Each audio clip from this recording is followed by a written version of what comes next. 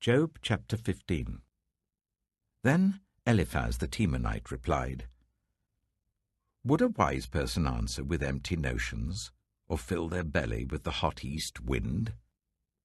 Would they argue with useless words, with speeches that have no value? But you even undermine piety and hinder devotion to God. Your sin prompts your mouth. You adopt the tongue of the crafty. Your own mouth condemns you, not mine. Your own lips testify against you. Are you the first man ever born? Were you brought forth before the hills? Do you listen in on God's counsel? Do you have a monopoly on wisdom? What do you know that we do not know?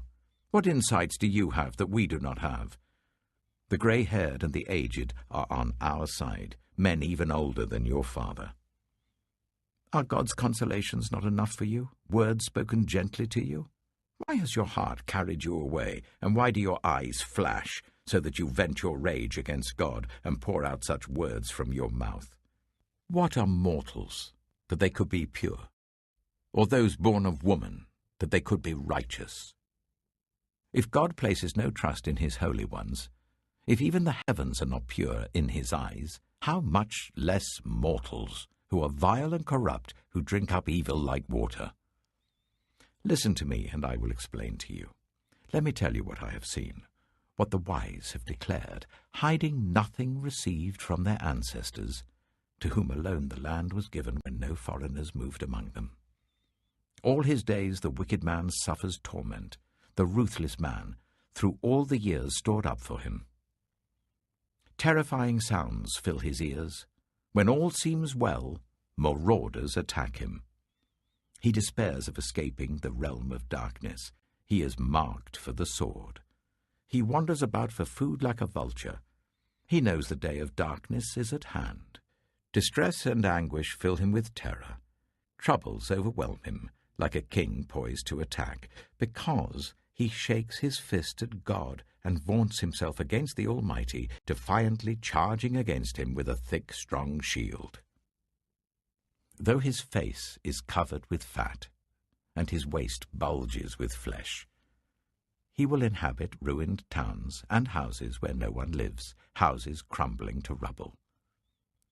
He will no longer be rich, and his wealth will not endure, nor will his possessions spread over the land. He will not escape the darkness. A flame will wither his shoots, and the breath of God's mouth will carry him away. Let him not deceive himself by trusting what is worthless, for he will get nothing in return. Before his time he will wither, and his branches will not flourish. He will be like a vine stripped of its unripe grapes, like an olive tree shedding its blossoms. For the company of the godless will be barren, and fire will consume the tents of those who love bribes. They conceive trouble and give birth to evil. Their womb fashions deceit. Job chapter 16.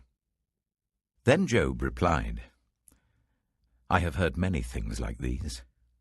You're miserable comforters, all of you. Will your long-winded speeches never end? What ails you that you keep on arguing? I also could speak like you if you were in my place. I could make fine speeches against you and shake my head at you. But my mouth would encourage you. Comfort from my lips would bring you relief. Yet if I speak, my pain is not relieved, and if I refrain, it does not go away. Surely, God, you have worn me out. You have devastated my entire household.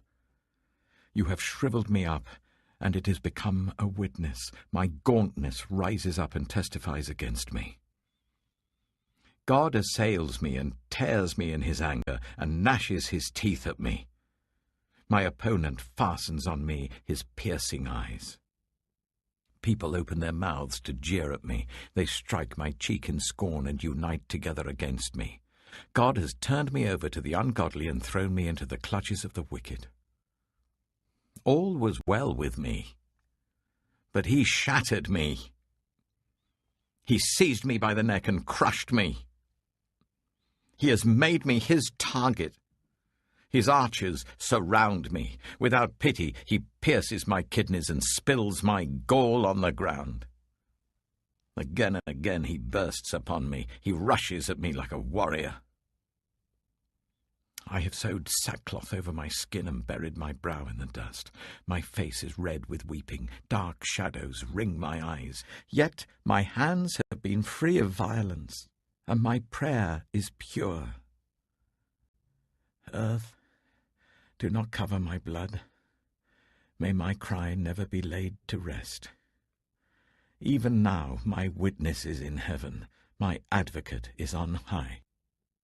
My intercessor is my friend, as my eyes pour out tears to God. On behalf of a man, he pleads with God as one pleads for a friend. Only a few years will pass before I take the path of no return. Job chapter 17. My spirit is broken, my days are cut short, the grave awaits me. Surely mockers surround me. My eyes must dwell on their hostility. Give me, O God, the pledge you demand. Who else will put up security for me? You have closed their minds to understanding, therefore you will not let them triumph. If anyone denounces their friends for reward, the eyes of their children will fail. God has made me a byword to everyone, a man in whose face people spit. My eyes have grown dim with grief. My whole frame is but a shadow. The upright are appalled at this. The innocent are aroused against the ungodly. Nevertheless, the righteous will hold to their ways, and those with clean hands will grow stronger. But come on, all of you. Try again. I will not find a wise man among you. My days have passed, my plans are shattered. Yet the desires of my heart turn night into day. In the face of the darkness, light is near. If the only home I hope for is the grave, if I spread out my bed in the realm of darkness, if I say to corruption, you are my father, and to the worm, my mother, or my sister, where then is my hope? Who can see any hope for me? Will it go down to the gates of death? Will we descend together into the dust? Romans chapter 10. Brothers and sisters, my heart's desire and prayer to God for the Israelites is that they may be saved. For I can testify about them that they are zealous for God, but their zeal is not based on knowledge. Since they did not know the righteousness of God and sought to establish their own, they did not submit to God's righteousness. Christ is the culmination of the law, so that there may be righteousness for everyone who believes. Moses writes this about the righteousness that is by the law. The person who does these things will live by them. But the righteousness that is by faith says, do not say in your heart, who will ascend into heaven? That is to bring Christ down. Or who will descend into the deep? That is to bring Christ up from the dead. But what does it say? The word is near you. It is in your mouth and in your heart. That is the message concerning faith that we proclaim. If you declare with your mouth, Jesus is Lord, and believe in your heart that God raised him from the dead, you will be saved. For it is with your heart that you believe and are justified, and it is with your mouth that you profess your faith and are saved. As Scripture says, anyone who believes in him will never be put to shame. For there is no difference between Jew and Gentile. The same Lord is Lord of all, and richly blesses all who call on him. For everyone who calls on the name of the Lord will be saved. How then can they call on the one they have not believed in? And how can they believe in the one of whom they have not heard? And how can they hear without someone preaching to them? And how can anyone preach unless they are sent? As it is written, how beautiful are the feet of those who bring good news. But not all the Israelites accepted the good news. For Isaiah says, Lord, who has believed our message? Consequently, faith comes from hearing the message, and the message is heard through the word about Christ. But, I ask, did they not hear? Of course they did. Their voice has gone out into all the earth, their words to the ends of the world. Again I ask, did Israel not understand? First, Moses says, I will make you envious by those who are not a nation. I will make you angry by a nation that has no understanding. And Isaiah boldly says, I was found by those who did not seek me. I revealed myself to those who did not ask for me. But concerning Israel, he says, all day long I have held up my hands to a disobedient and obstinate people.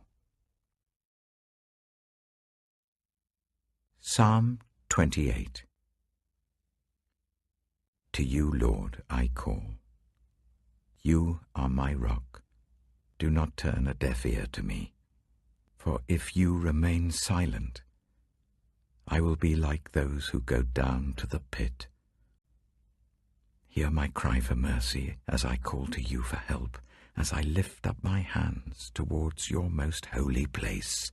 Do not drag me away with the wicked, with those who do evil, who speak cordially with their neighbors, but harbor malice in their hearts. Repay them for their deeds and for their evil work.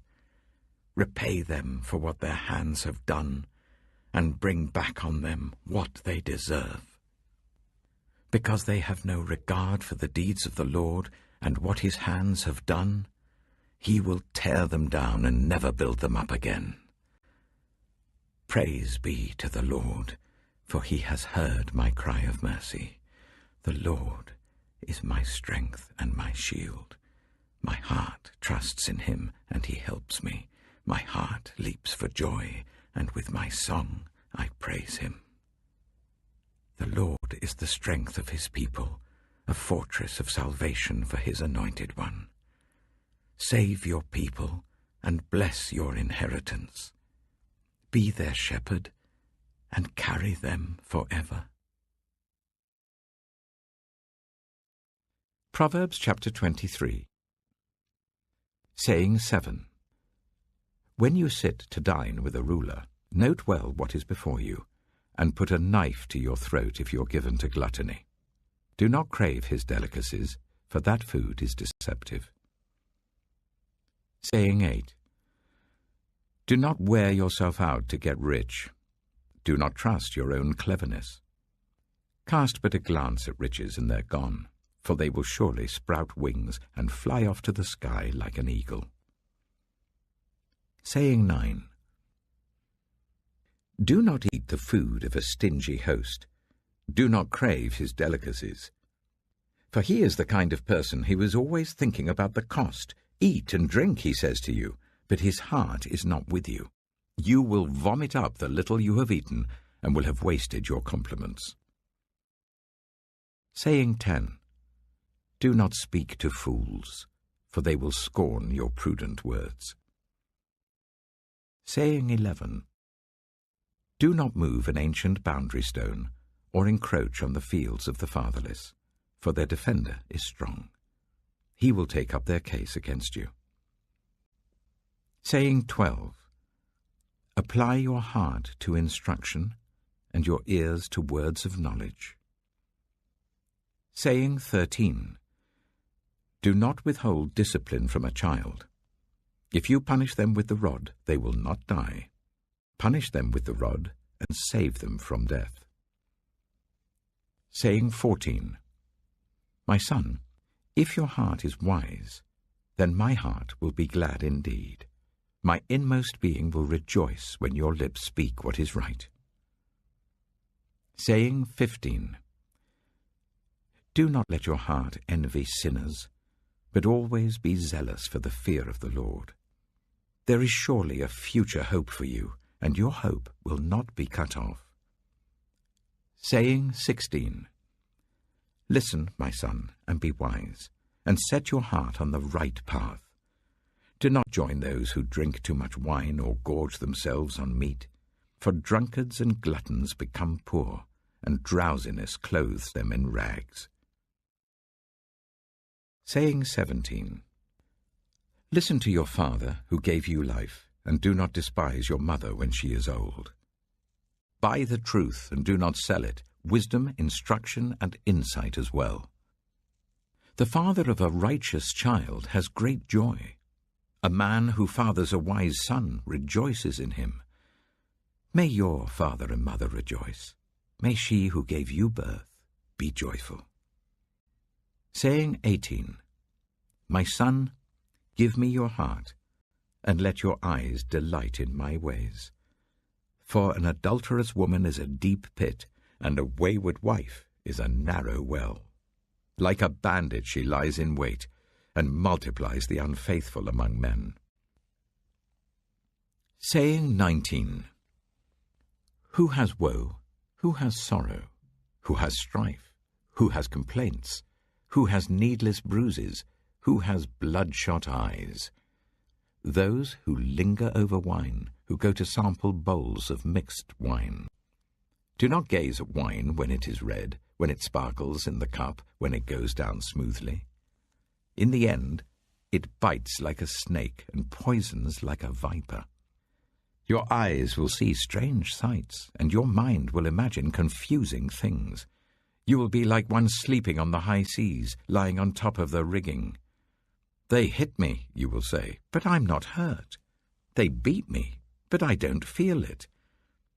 When will I wake up, so I can find another drink?